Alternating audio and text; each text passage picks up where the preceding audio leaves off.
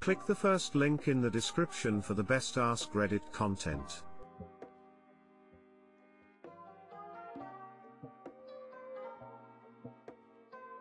AITA for ruining my husband's free time. I've been working from home since the spring. The only good place for my desk is in our living room, and I work a pretty basic 7:30 AM to 4:30 PM. And now my 3 young boys, 5th grade and younger, have also started doing school from home. We had the choice to send our boys to in-person school, but for a lot of reasons, both my husband and I decided schooling at home would be the best plan for our situation. They each have a slightly different schedule and need help and direction as to when they need to join online meetings with their classmates. My husband is a business owner and works in the afternoon/evening time frame. The kids and I wake up and get to work before he does, which is fine and understandable. To a point. He will often hide up in our room until he has to go to work. On occasion he will come downstairs and then want to sit in the living room to play video games, one of his favorite pastimes. The problem is that I have at least one kid in the living room with me, so I can juggle my work and helping with school the best I can. Of course, as soon as the TV flips on and my husband starts playing, their eyes are on the screen, not their work. I tried to have a conversation with my husband explaining the importance of not having video games during school time. He argued that it's his free time and he should be able to play video games if he wants. He's argued moving the kids to other rooms to do their work, which would mean that they wouldn't have anyone monitoring their learning. I have alarms on my phone that go off with a special sound for each kid so they know it's time to switch to the next thing. If they're in another room, they wouldn't even hear that. Of course I want my husband to enjoy his free time, but that's a pretty dick move to make it seem more important than our kids' education, right? NTA. Some of that free time should be spent helping your kids with their school work. Not playing video games. You are juggling work and helping your kids with school. He should pitch in too. NTA, he should be helping you with the kids, and not whining like a 15 years old because he can't play his games. You both work, and they are his kids too. He should be raising and doing some parenting with the kids. That ain't helping, just doing the basic duty he signed up for. Helping is, hey, it's my turn to do X, but I'm busy with Z, can you help me out? Not just educating your children. Info, you're parenting while you're at work and you're parenting while he's at work, so when does he take his turn being the primary parent? My guess is never, since he's throwing a tantrum about not getting to play video games. NTA, you are working. Why isn't he monitoring the kids for a couple hours? He can read in your bedroom for a while, if he needs to recharge, but even though you are physically present at the house, you are really at work. So he should be the primary parent when you are working.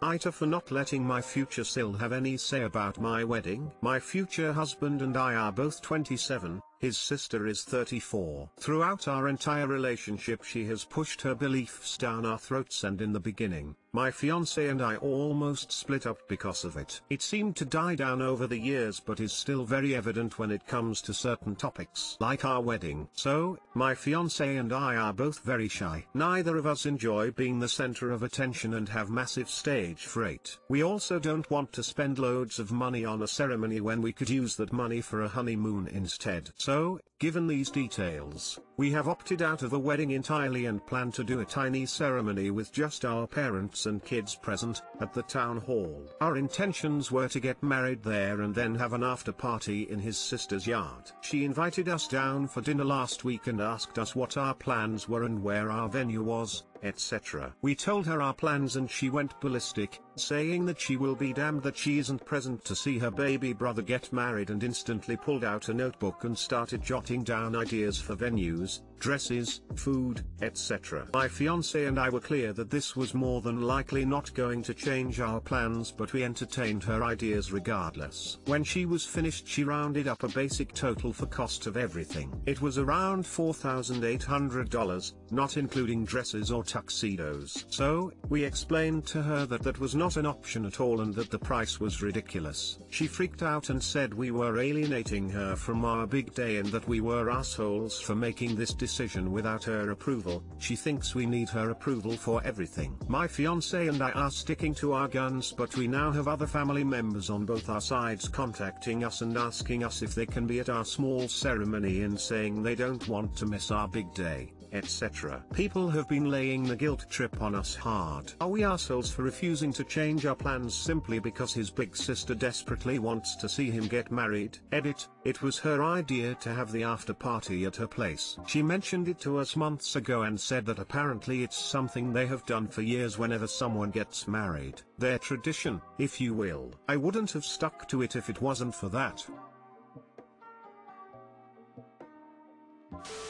She said we were alienating her from our big day. Right, she correctly assessed that we were making this decision without her approval. Right again, she is on a roll. Easy peasy resolution, no after party at her place. Just because something has been done a few times in a family, it doesn't get converted into an immutable tradition. In any event, her behavior and your discomfort at the cost and the overall plan ends this tradition now. Always remember this, all the people who feel the need to weigh in on your wedding already had the wedding that they wanted, or were too weak to stand up to the people who imposed their opinions. Either way, they had / their weddings, and now it's your turn. Shy and doormat are not synonyms. NTA.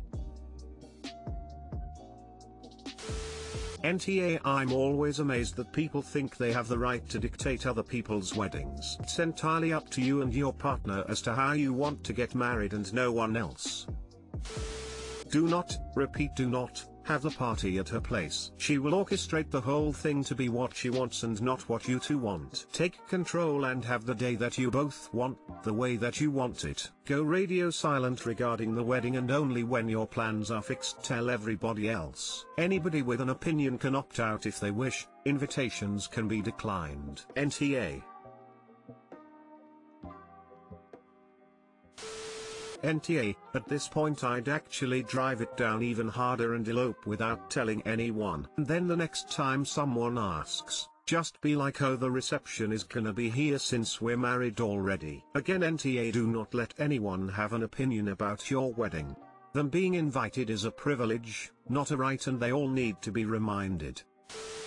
AITA for uninviting my cousin to my wedding. I am getting married in a year to my fiance and just sent out save the dates next week. My aunt and uncle said they don't want one and marriages between a man and a woman. I said many of my friends are Christian and uncle said they aren't Bible-based Christians. My uncle talks over the women in the family, so I didn't want to assume my cousin Beth is like this. I asked her if she wanted a save the date and she said yes. I sent her one, then a couple of days ago she posted about a dangerous book that, among other things, says God is okay with lesbians because she's born that way. I messaged her and asked if she knows I am a lesbian and the wedding she wants to attend will be pretty gay. She said she is aware and doesn't support the marriage but wants to attend as a cousin. I said it's hurtful to not have your relationship recognized by family, and to have it considered a lifestyle while her family can be very conservative and talk about Trump and spew focus on the family messages. She said she doesn't like some of my Facebook posts either. It's not about Facebook. It's about wanting to be supported on my wedding day. I am inviting her brother who actually congratulated me and is nice. NTA. Don't invite people to your wedding who aren't coming with love, joy, and celebration of your marriage. It's not a family reunion, it's your wedding. NTA. It's your wedding and you can choose to be selfish on this occasion that is about you and your partner. That's kind of how I felt about it. She wanted to come and be with her husband and 5 kids and just be a negative energy there?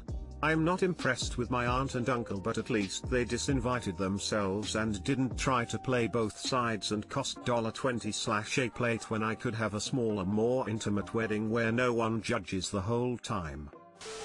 NTA. Your cousin and homophobic family are all the assholes here. Uninvite the homophobe cousin and cut contact with all of them. You do not need toxic assholes in your and your wife's life. This wedding symbolizes a new start with her, and your life going forward should not include people who view your love as sinful or wrong. NTA, it sounds like she wants an excuse to dress up and go to a nice party and get drunk rather than celebrating your love with your so. Congrats. Don't think she and her husband really drink. They pretty much only consume Christian media and read the Bible and homeschool the younger kids entirely. But yeah, I think they wanted to be condemning and also get to attend a fun party, and in this case I think she learned sometimes words of consequences.